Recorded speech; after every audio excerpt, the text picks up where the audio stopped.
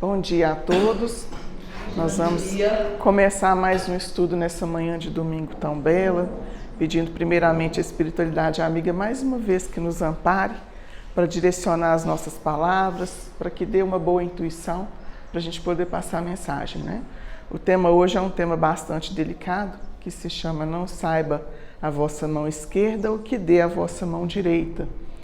E é muito difícil a gente falar daquilo que a gente ainda faz o tempo inteiro. A gente falar de um tema que mexe com muitas pessoas, mas que toca em primeiro lugar o nosso coração, porque a gente vai estudando e pensando assim, puxa vida, eu tenho que corrigir isso, isso e isso. Mas esse é o objetivo do estudo mesmo, né? A gente estudar para se melhorar. Quanto mais a gente estuda, quanto mais a gente aprende, a nossa consciência vai piscando o alerta toda vez que a gente desvia do caminho. Então, é um estudo voltado primeiramente para mim e depois eu tenho muita certeza de que vai tocar muita gente aqui para a gente refletir mesmo nas nossas atitudes do dia a dia, né? E Jesus, ele ensinava por parábolas, a gente sempre fala isso aqui também, vocês estão cansados de ouvir. Histórias que tinham um ensinamento moral, que ele queria exemplificar aquilo que ele dizia de forma muito clara e objetiva quando perguntaram para ele qual é o maior de todos os mandamentos, e ele fala, amar a Deus sobre todas as coisas e ao próximo como a si mesmo. A lei se resume a isso. E isso basta? Não, as pessoas daquela época não entendiam, assim como a gente ainda não consegue entender na plenitude essa frase tão simples de Jesus. Então ele destrinchava esse ensinamento dele tão grandioso através dos exemplos, principalmente, das parábolas, e para a gente construir esse raciocínio. Eu sempre, na aula de evangelização, eu falo com as crianças assim, a professora podia chegar na sala e falar 2 mais 2 é igual a 4. Mas ao invés de fazer isso, ela vai ensinar as crianças a construírem aquele raciocínio para chegar ao resultado. E é o que Jesus fazia. Ele dava a fórmula, amar a Deus sobre todas as coisas e ao próximo como a si mesmo. E depois ele vem ensinar como que ele chegou àquele resultado. E é assim que é. Então, quando ele diz assim, não saiba a vossa mão esquerda o que dê a vossa mão direita. E aí a gente pensa assim, primeiramente, ele não quer que a gente divulgue a caridade que a gente faz. Mas e essa simbologia que ele utiliza? Por que ele fala dessa forma, não saiba a vossa mão esquerda o que faz a vossa mão direita? Porque a gente sabe que a mão não pensa, a mão é uma mera executora do nosso pensamento. A gente pensa, nós que somos privilegiados de ter 2 mãos, porque tem espíritos encarnados que tiveram que vir com essa deficiência, temos as mãos para executar o nosso pensamento. E aí a gente chega no tripé da caridade, pensamento, palavra e ação. Então eu pratico a caridade por pensamento, por palavra, por ação. Então Jesus fala, não saiba a vossa mão direita o que faz a esquerda, ele quer dizer, a caridade que você pratica, porque o nosso pensamento, ninguém interfere nele, a não ser que a gente permita que os espíritos encarnados, né, dominem o nosso pensamento na forma de obsessão. O nosso pensamento é só nosso. Aquilo que a gente pensa, o outro não sabe, o outro não capta. Né? Pensamento, palavra. Eu consigo frear as minhas palavras. Eu consigo pensar antes de falar e praticar a caridade ou o contrário por meio de palavras. E as nossas ações, que é quando a gente lê essa frase, né? Não saiba a mão esquerda o que faz a direita, a gente pensa logo na caridade que a gente pratica no nosso dia a dia. Então, o que Jesus quis dizer? Não saiba uma mão o que faz a outra, a mão não pensa, então a gente tem que construir esse raciocínio. A gente sabe que são várias as formas de caridade que a gente pode praticar. A gente sabe que o silêncio é uma forma de caridade, quando a gente se cala. A oração é uma forma de caridade. E aí, vamos ler o versículo aqui para a gente avançar um pouquinho mais. No capítulo 13 do Evangelho segundo o Espiritismo, que Kardec vem tratar desse tema. Não saiba a vossa mão esquerda o que dê a vossa mão direita. E ele inicia com essa passagem evangélica, que está em Mateus, capítulo 6, versículo 1 ao 4, que diz o seguinte. Tende cuidado em não praticar as boas obras diante dos homens, para serem vistas, pois do contrário não recebereis recompensa de vosso Pai que está nos céus. Assim, quando derdes esmola, não façais tocar a trombeta diante de vós, como fazem os hipócritas nas sinagogas e nas ruas, para serem louvados pelos homens. Digo-vos em verdade que eles já receberam sua recompensa. Quando derdes esmola, não saiba a vossa mão esquerda o que faz a vossa mão direita, a fim de que a esmola fique em segredo, e vosso Pai, que vê o que se passa em segredo, vos recompensará. Então, são vários pontos para a gente refletir aqui. O que ele chama de esmola? Na definição do dicionário, esmola é uma dádiva caridosa feita aos pobres. Então, aqui Jesus não falava apenas da caridade material. Ele falava de todo e qualquer tipo de caridade que a gente faça, que deve ficar em segredo para que a gente receba a recompensa do Pai. Que recompensa é essa? O que nós buscamos? Porque essa recompensa, na verdade, ela é individual. Qual tipo de recompensa que eu busco quando eu pratico a caridade? Eu quero o reconhecimento pessoal ou eu quero algo divino? Algo divino. Não é? Então, se a gente refletir o que eu busco quando eu pratico a caridade, eu vou pensar melhor se eu devo divulgar tudo que eu faço ou não. E aí a gente pensa assim, então quer dizer que todas as boas obras devem ser omitidas? Porque a mídia traz o tempo inteiro as tragédias do mundo. As guerras, a violência, isso é divulgado. Então a gente não deve divulgar as boas obras? Sim. A gente deve divulgar as boas obras, sim. O que a gente não deve divulgar? O eu, o personalismo. Eu posso divulgar a boa obra, eu não preciso divulgar o autor. E é interessante que a gente pega no livro dos Espíritos e a gente vê diversas mensagens, diversos relatos trazidos pelos Espíritos desencarnados. Em todos os capítulos do livro Evangelho segundo o Espiritismo, tem lá no final uma mensagem de algum espírito, muitos conhecidos por nós. E na grande maioria dos textos vem escrito assim, espírito de verdade, um espírito protetor, um espírito amigo. Quem tem o hábito de ler o Evangelho já deve ter observado isso, que não vem identificado o espírito, às vezes vem, às vezes não. Então, assim, porque o objetivo é o quê? Não é se autopromover, é promover a mensagem do Cristo. O livro dos Espíritos vai dizer, o espírito mais puro que já passou pela Terra, o espírito pleno, que é o nosso guia e modelo, é Jesus. É Jesus. Nós temos inúmeros espíritos que reencarnaram, que fizeram um bom trabalho, que fizeram uma boa obra e que passaram pelo anonimato. E aqueles que tiveram aí grande divulgação na imprensa e tudo mais, aqueles que a gente conhece, também tem uma razão de ser.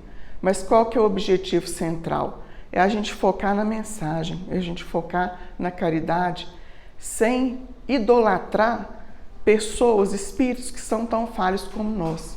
Nós temos as nossas referências a serem seguidas, mas com o cuidado de não endeusar tanto a pessoa, a ponto de ela achar que ela é algo que ela ainda não é. Porque, às vezes, a gente tinha por hábito aqui nas nossas primeiras palestras aplaudir o palestrante ao final. E aí, qual que é o perigo? Para a gente que está aqui na frente, é bacana a gente ter esse feedback. As pessoas estão gostando do que a gente está falando, a mensagem está sendo falada, o nosso objetivo é tocar mesmo o coração das pessoas, é convidar todos vocês a refletir, a estudar junto com a gente, a agregar, a acrescentar conhecimento para a gente também. É uma troca de ideias, é uma troca de experiências, é uma troca de conhecimentos. O objetivo é esse. Então, quando aplaude, quando começa a elogiar demais, a pessoa começa a agir por ela própria. Ela começa a ocupar um lugar, a ter uma prepotência, um lugar que não é dela. Porque a gente sabe que nós estamos aqui na frente, guiados pelos espíritos, debaixo do amparo da espiritualidade. Dentro da casa espírita todo mundo é santo, a gente só fala aquilo que é bacana, mas quando a gente sai da porta para fora, porque aqui a gente tem a proteção espiritual, toda hora a gente tropeça, toda hora a gente cai, toda hora a gente se pega fazendo aquilo que está prescrito aqui para a gente não fazer. Então, o cuidado que a gente deve ter de elogiar, sim, de ter pessoas como referências, tem aquele palestrante que eu gosto mais, aquele que eu gosto menos, mas porque quando a gente elogia demais, quando a gente acaba empurrando essa pessoa para o abismo do orgulho e da vaidade. E esse é o grande perigo, porque a gente acha que está fazendo uma coisa boa de elogiar, a gente deve elogiar sim, e a gente deve criticar também. Olha, aquilo que você falou, não achei legal, vamos conversar, vamos refletir sobre isso. Talvez não durante a palestra, para não interromper, para não causar polêmica, para não dar tumulto, mas depois chamar o companheiro e falar assim, olha, você falou aquilo ali, eu não concordei, porque são vários os fatores que a gente tem que tomar cuidado. Essa questão da gente prejudicar quem está com a intenção de ajudar, porque a gente tem o orgulho e a vaidade ainda muito forte dentro da gente, e a gente abraça aquela ideia e começa a agir com prepotência, com orgulho, e achar que é aquilo que a gente não é. E a gente começa a frear o nosso caminho quando a gente ainda precisa caminhar muito, quando a gente precisa andar muito.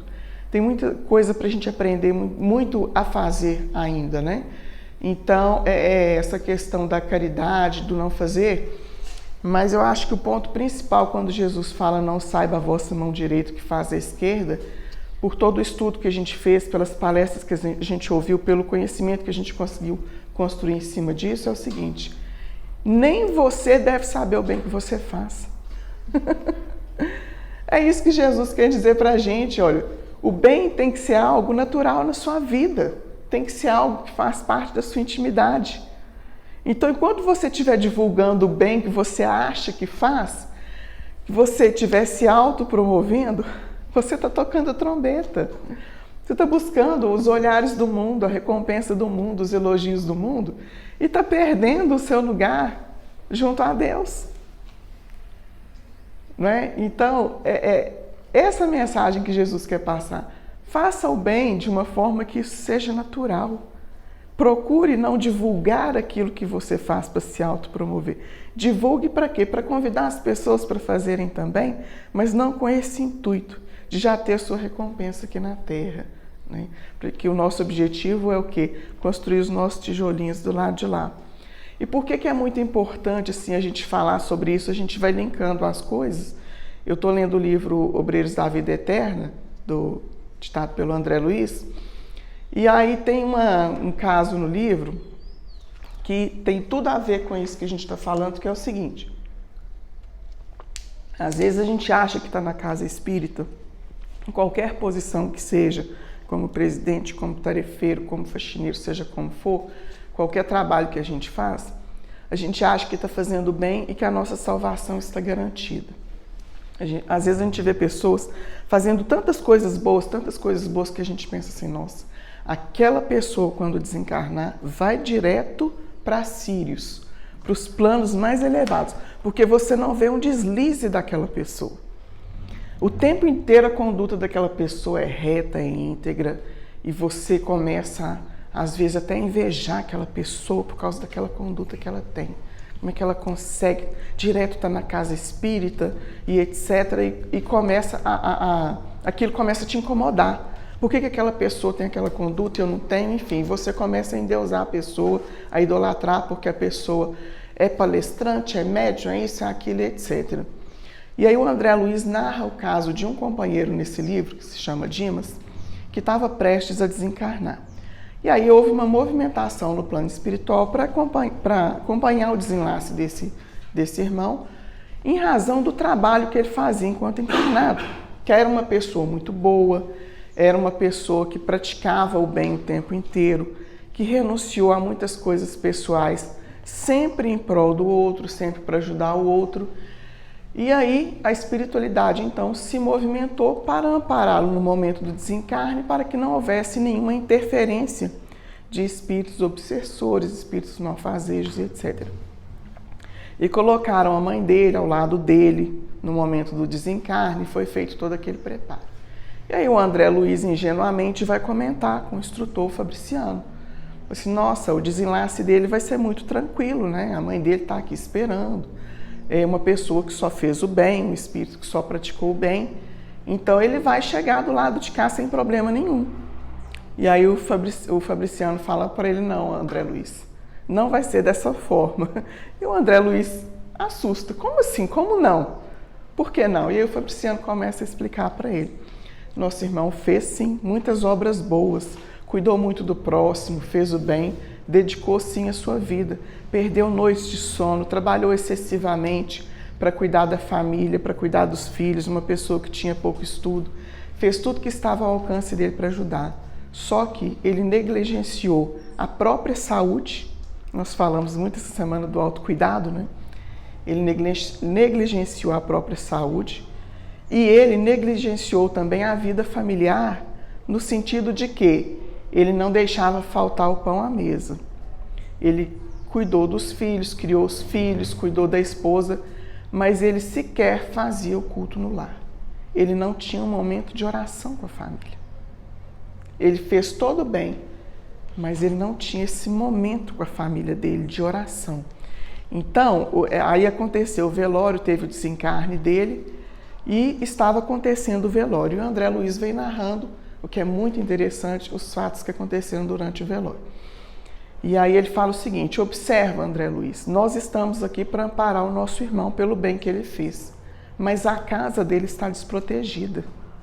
Porque quando a gente faz o culto no lar, quando a gente tem esse momento de oração, cada religião vai chamar de um jeito, nós espíritas chamamos de culto no lar, nada mais é do que um momento de oração, um momento de sentar com a família, durante 30 minutos mais ou menos, fazer uma oração, ler a Bíblia, ler um livro espírita, que nós que somos espíritas tem vários livros para a gente fazer o culto no lar, ler uma passagem do Evangelho segundo o Espiritismo e refletir sobre aquilo, sobre o que significa aquilo no nosso dia a dia, se a gente pratica, onde a gente vai se policiar e melhorar a nossa conduta adquirindo conhecimento.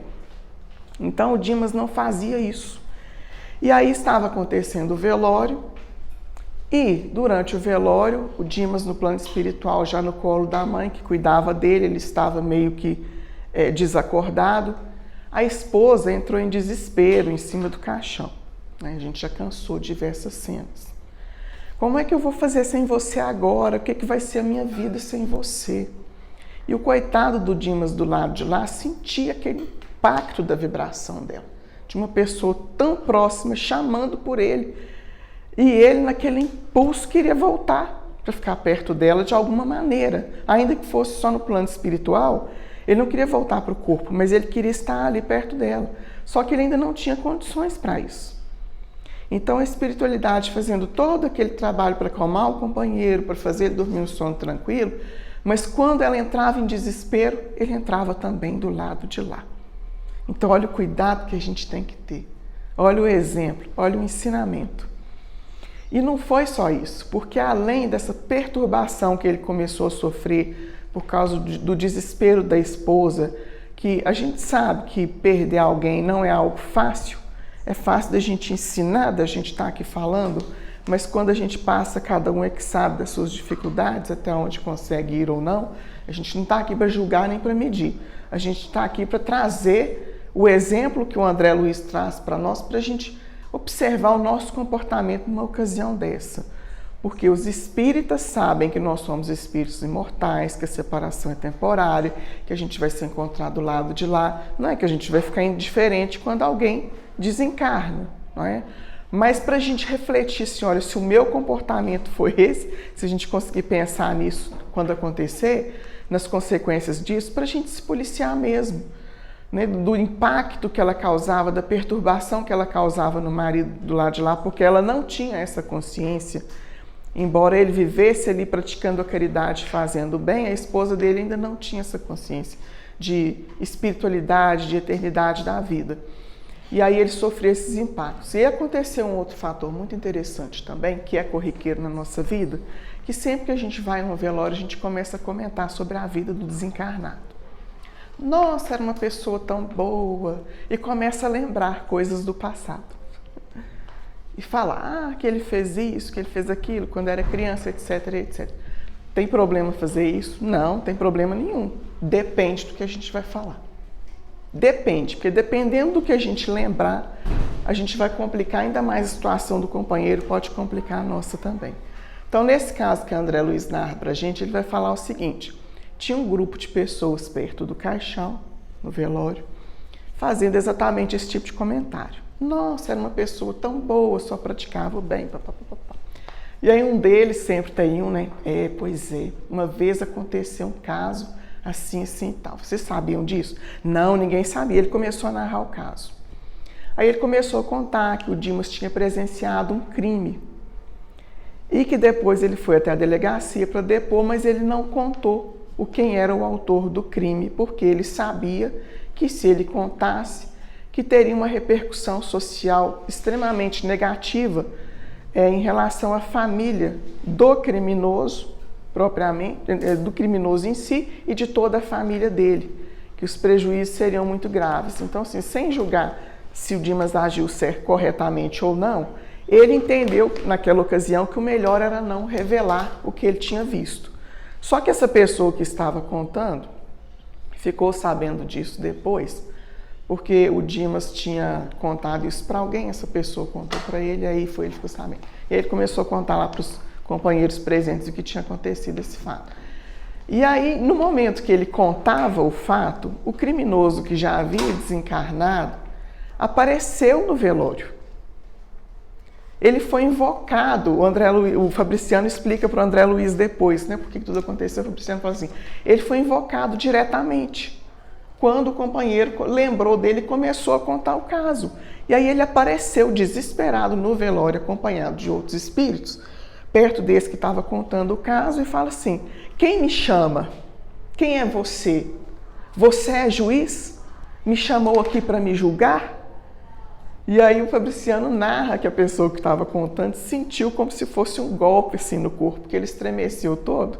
E os amigos começaram a rir dele por causa daquele choque que ele teve naquele instante, sem nem se dar conta do que ele estava causando, do que estava acontecendo ali do lado espiritual.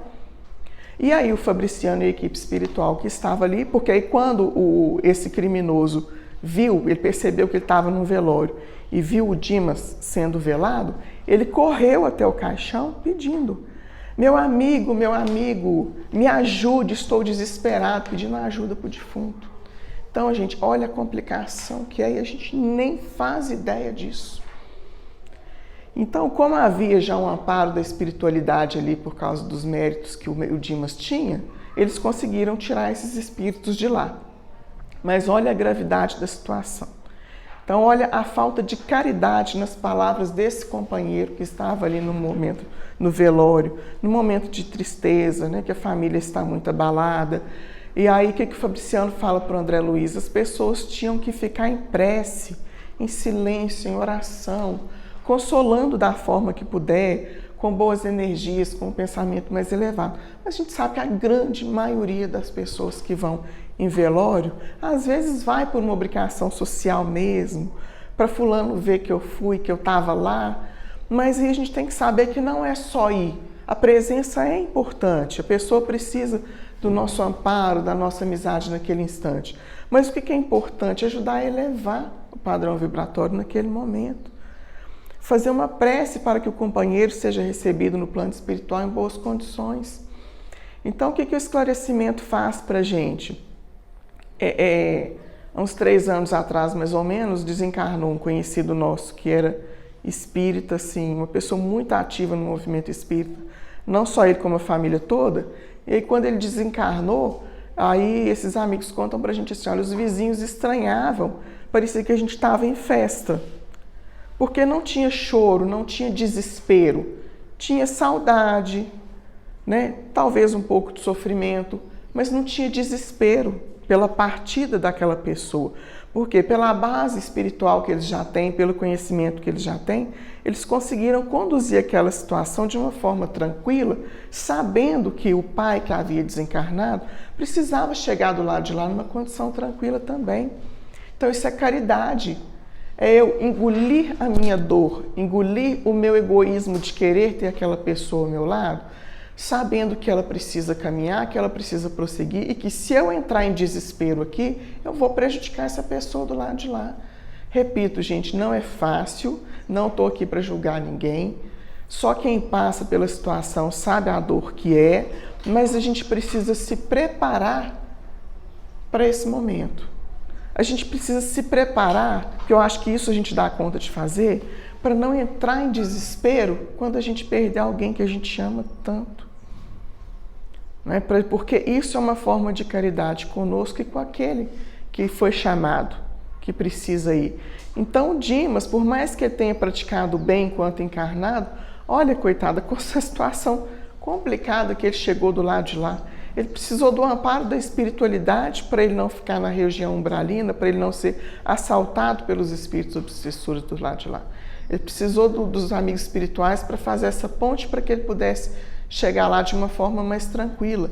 E ainda assim, o desespero da esposa quase que prejudicou essa tranquilidade dele. Os comentários maldosos no velório, né, sobre os acontecimentos passados, coisas tão graves do que ele tinha feito, o quanto isso prejudica. Então, que no nosso dia a dia, em qualquer situação, principalmente quando a gente estiver no velório, que a gente tenha esse cuidado, né, de manter o nosso pensamento elevado, de não dar vazão a esse tipo de conversa, porque às vezes a gente tem silêncio, sempre chega alguém fazendo comentário malicioso, maldoso, e a gente acaba, muitas vezes, entrando na onda e vai dando corda para a pessoa falar.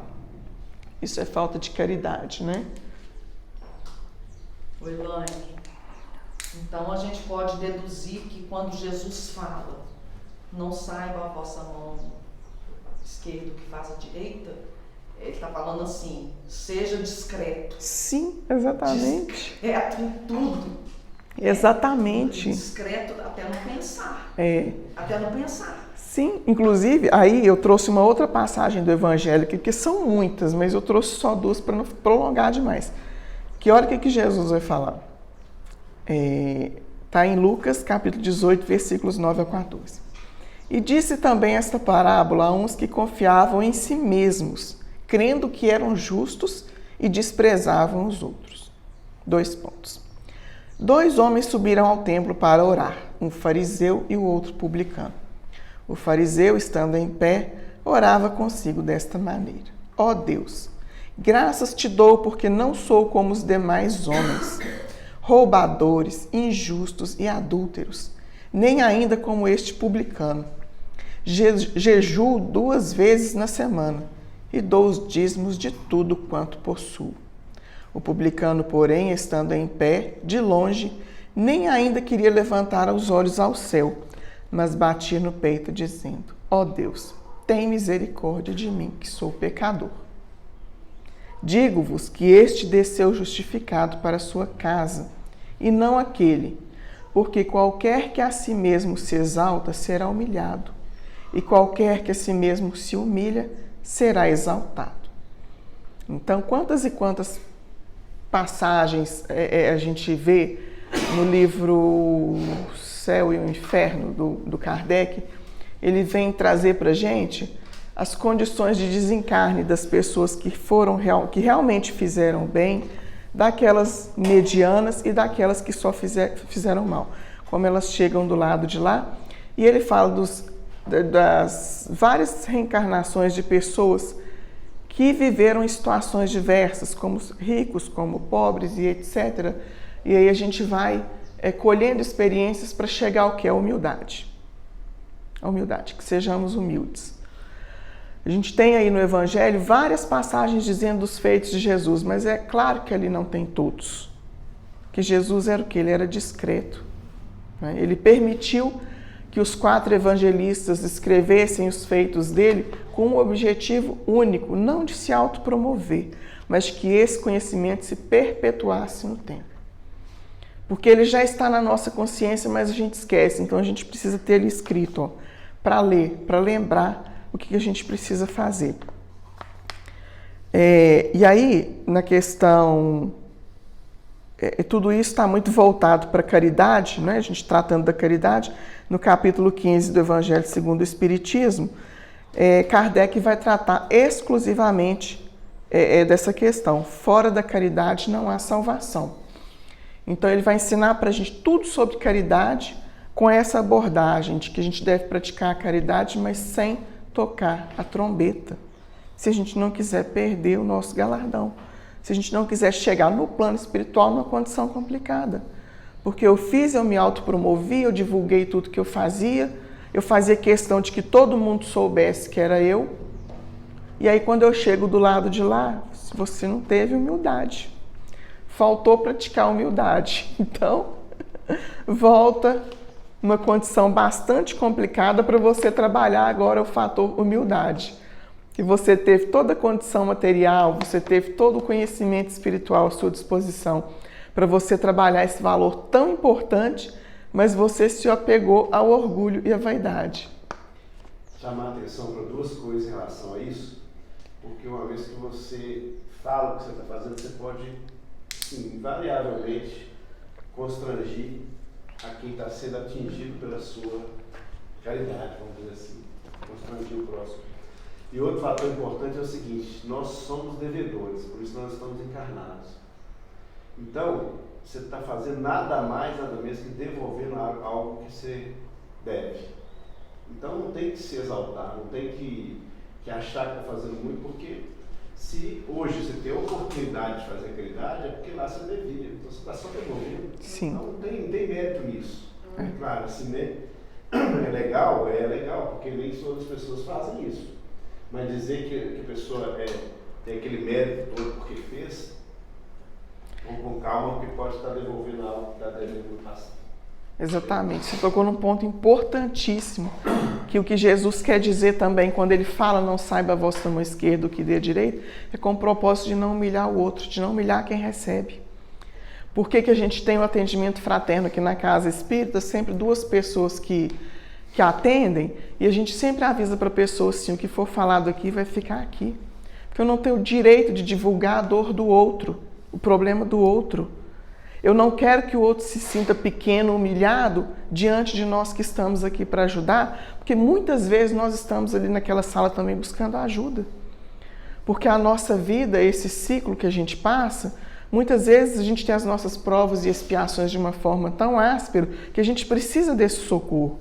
Então nós não somos melhores que ninguém em nada. Estamos aqui estudando, construindo o nosso conhecimento, outras pessoas vão chegar, vão seguir os nossos passos, virão pessoas que estão mais à frente que nós. Então, assim, exatamente esse cuidado que a gente deve ter para que o outro não se sinta humilhado. E aí eu vou prosseguir mais um pouquinho, que a gente vai trabalhar muito isso aqui ainda, o nosso tempo é muito curto. Mas na questão 886 do Livro dos Espíritos, Kardec pergunta aos Espíritos: qual o verdadeiro sentido da palavra caridade, como entendia Jesus? E aí os Espíritos respondem: benevolência para com todos, indulgência para as imperfeições dos outros e perdão das ofensas. Ele parte do macro. Benevolência para com todos, fazer o bem sem olhar a quem. Amar ao próximo como a mim mesmo, não fazer ao outro aquilo que eu não quero que faça comigo. Essa é a máxima. Indulgência para as imperfeições dos outros. Entender que o outro é imperfeito e que eu também sou. Ser indulgente com o outro para que eu também tenha direito, merecimento a essa indulgência. E perdão das ofensas, saber perdoar. Essa é a caridade pura e o quanto é difícil a gente perdoar, o quanto é difícil a gente esquecer. Questão 785. 785 do Livro dos Espíritos. Qual o maior obstáculo ao progresso? O orgulho e o egoísmo. Orgulho e egoísmo. A vaidade é filha do orgulho. Então, quando eu estou elogiando demais alguém, idolatrando demais alguém, eu só assisto palestra de fulano, eu só leio o livro de ciclano. Cuidado, somos todos seres humanos. Por mais fidedigna que a mensagem seja, existe um lado humano ali, falando, escrevendo. Então, eu tenho que ter conhecimento base para filtrar aquilo que eu escuto. Às vezes a gente vai em outras casas espíritas, a gente escuta alguém falando alguma coisa e aí o outro comenta assim: eu estou indignado com o que a pessoa falou, não podia ter falado isso. Você não tem que ficar indignado, você tem que ficar feliz que você tem conhecimento para saber que o que ela falou não é coerente. Se você não tivesse conhecimento, você ia aceitar aquilo como uma verdade, pronto. Então a gente sabe que somos todos humanos, estamos todos a caminho, temos as nossas referências que nós seguimos no plano espiritual, os nossos autores preferidos, os nossos palestrantes preferidos, mas com esse cuidado que a gente vem na casa espírita para buscar Jesus. Então, se alguém me trata mal aqui dentro, se alguém fala alguma coisa que eu não concordo, eu não posso simplesmente dizer assim, vou mudar de casa espírita porque ele tem um fulano que eu detesto. Em toda casa espírita que você for, vai achar alguém que vai pisar no seu calo. Então, a gente tem que ter esse objetivo. Eu vou na casa espírita buscar Jesus. Às vezes eu vou ouvir algo que não me agrada, às vezes alguém vai ter uma atitude comigo que não me agrada, mas isso passa, tudo na vida passa. Hoje aquela pessoa não estava num bom dia, ou eu não estava num bom dia, não recebi bem aquilo que foi falado. Tem que ter humildade, perseverar e prosseguir, senão não vou parar em lugar nenhum. A gente conhece pessoas que ficam mudando de religião todo dia porque ela não se encontra. Ela não acha aquilo que preenche o íntimo dela porque ela quer algo que ela concorde. Se não for aquilo que eu concordo, se não for do jeito que eu quero, para mim não serve, não é assim. A gente tem que entender que nós estamos aprendendo, construindo conhecimento. Então vamos correr mais um pouquinho aqui. E o interesse pessoal, ele é o ponto de convergência desses dois vícios, do orgulho e do egoísmo. Então quando eu faço alguma coisa, quando eu pratico a caridade, buscando esse interesse, me autopromover, aparecer para alguém, quando eu vou para a campanha do Quilo apenas na expectativa de encontrar um par, sem me ater ao trabalho grandioso que está sendo feito ali, né? A gente já escutou essas histórias também. Então, muito cuidado com aquilo que a gente busca, com aquilo que a gente faz, com o interesse que está por trás.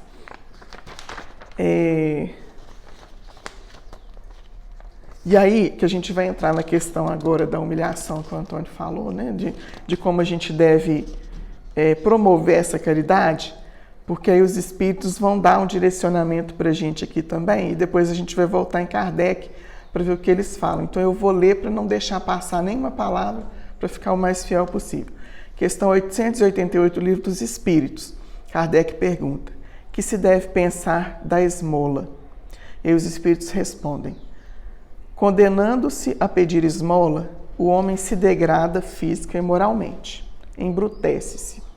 É aquele que vive só de pedir esmola, que tem condição de trabalhar, de se auto-melhorar, mas ele se dedica só a pedir esmola. Uma sociedade que se baseia na lei de Deus e na justiça deve prover a vida do fraco sem que haja para ele humilhação. Deve assegurar a existência dos que não podem trabalhar sem lhes deixar a vida à mercê do acaso e da boa vontade de alguns. E aí, na letra A dessa mesma questão, Kardec pergunta, dar-se-á reproveis a esmola? E os espíritos respondem, não. Essa resposta, inclusive, quem traz essa resposta da questão toda é São Vicente de Paulo. Todo mundo aqui já ouviu falar dos vicentinos, né? São Vicente de Paulo que traz essas respostas para Kardec. E aí, que nessa segunda questão, ele responde o seguinte, né? Dar-se-á reproveis a esmola? Ele responde, não. O que merece reprovação não é esmola, mas é a maneira por que habitualmente é dada. A verdadeira caridade é sempre bondosa e benévola. Está tanto no ato como na maneira por que é praticado. Duplo valor tem um serviço prestado com delicadeza, com discrição. Se o for com altivez, pode ser que a necessidade obrigue quem o recebe a aceitá-lo, mas o seu coração pouco se comoverá. Lembrai-vos também de que, aos olhos de Deus, a ostentação tira o mérito ou benefício. Disse Jesus, ignore a vossa mão esquerda o que a direita der. Por essa forma, ele nos ensinou a não tisnardes a caridade com orgulho. Deve-se distinguir a esmola propriamente dita da beneficência. Nem sempre o mais necessitado é o que pede. O temor de uma humilhação detém o verdadeiro pobre, que muitas vezes sofre sem se queixar. A esse é que o homem verdadeiro humano sabe procurar sem ostentação. Amai-vos uns aos outros, eis toda a lei, mediante a qual governa Deus os mundos. Olha que interessante que ele fala aqui assim, muitas vezes a pessoa não pede ajuda, seja material, seja de um consolo, de uma palavra amiga, com medo de sofrer a humilhação. Então, aquele que pratica a verdadeira caridade, a verdadeira beneficência, como ensina aqui São Vicente de Paulo, é aquele que consegue perceber a necessidade do outro, seja ela material, seja ela emocional, seja ela espiritual. O objetivo da nossa casa espírita não é o assistencialismo, é alimentar a alma. A gente presta assistência material quando é necessário, sim. É uma forma de caridade, a gente deve fazer? Deve sim. Mas qual que é o nosso principal objetivo? Ensinar a pessoa a pescar. A pescar como? Olha, eu vou te mostrar a sua vida do aspecto espiritual. Eu vou te mostrar a sua problemática, suas dificuldades do ponto de vista espiritual. Para você achar a solução do seu problema. Para você sair dessa situação de sofrimento. Por quê? Por mais que eu queira abastar aquela pessoa com coisas materiais, se ela está passando por aquela dificuldade, lei de causa e efeito tem uma razão de ser. Então ela precisa se movimentar para sair daquilo ali, daquela situação. Então, o meu papel, que já sei, é ensinar. Então, é perceber a necessidade do outro sem ofender, cativar a pessoa a vir, a continuar na casa, ver a necessidade dela, se a gente tem uma convivência fora, perceber e ajudar a se humilhar. Ó, eu vi que aconteceu isso na sua casa. Eu vi que aconteceu isso com você, eu não preciso falar que eu vi. Eu vou me aproximar com delicadeza, com discrição. O que você vai fazer hoje? Vamos lá tomar um passe? Vamos lá assistir uma palestra? E ter mesmo esse olhar, né, de perceber que o colega de trabalho não está bem. 5 minutos de conversa vai mudar aquela pessoa, vai mudar o dia dela. Então é essa percepção que São Vicente de Paulo nos convida a ter. E aí ele continua dizendo o seguinte: não esqueçais nunca que o espírito, qualquer que seja o seu grau de adiantamento, está sempre colocado entre um superior, que o guia e o aperfeiçoa, e um inferior, para o qual tem que cumprir esses mesmos deveres. Ou seja, estamos aqui debaixo do amparo dos nossos guias espirituais, que são espíritos mais elevados que nós. E temos o dever de orientar aqueles que ainda não começaram ou que ainda estão muito lentos nessa caminhada, que a gente já consegue ir um pouquinho mais adiante. Então eu não posso achar que eu já sei tudo, eu não posso ter essa prepotência, essa sustentação de achar que eu sou, porque acima de mim ainda tem mais, muito mais. Muitas escalas de espíritos muito mais evoluídos que eu. Ainda estamos encarnados num planeta de provas e expiações. Então não podemos ter essa pretensão de que somos, se ainda estamos passando por tanto sofrimento, por tantas provas, tantas dificuldades. Se fôssemos mesmo, não estaríamos aqui. Estaríamos nos planetas mais felizes. Então, é trabalhar mesmo essa humildade dentro da gente, praticar a caridade em todos os momentos de nossa vida, com essa consciência da nossa pequenez. Que foi o que Jesus fez, escolheu pescadores simples e ignorantes, entre pessoas, doutores da lei, para serem os seus seguidores, para mostrar para a gente assim, o letrado sabe, o letrado pode, mas aquele que é ignorante, que é analfabeto, também pode. Então é para todos, o amor de Deus é para todos, a lei de Deus é para todos, o reino de Deus é para todos. Foi isso, porque se Jesus trouxesse só espíritos elevados, nós, na nossa condição de pequenez, diríamos assim, e de acomodação, não, gente, eles já são espíritos perfeitos, por isso que eles conseguem fazer e nós não. Mas olha o exemplo que Jesus deixou para a gente, tipo assim, para todos.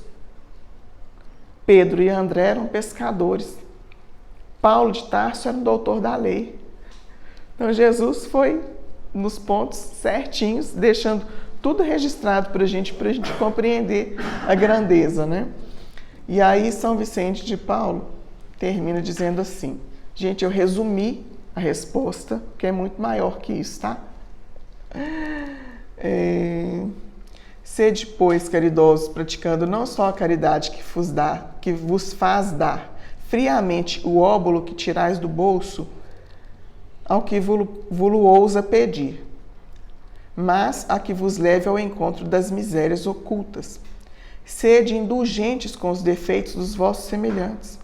Em vez de votardes desprezo à ignorância e ao vício, instruí os ignorantes e moralizai os viciados. Sede brandos e benevolentes para com tudo que vos seja inferior, seja para com os seres mais ínfimos da criação, e tereis obedecido à lei de Deus. Então ele fala brandos e benevolentes para com tudo que vos seja inferior, ele está se referindo aqui aos animais, às plantas, a todas as obras, à natureza, a tudo aquilo que é criação divina, não só com o ser humano. É o convite que ele nos faz. E aí, para encerrar, que a gente já está no finalzinho, eu vou cansar vocês mais uma vez com uma leitura, essa que é muito emocionante, maravilhosa. Quem quiser reler depois, está no Evangelho segundo o Espiritismo, no item 4, Kardec traz um relato maravilhoso para a gente, que exemplifica exatamente o que deve ser a prática da caridade no nosso dia a dia.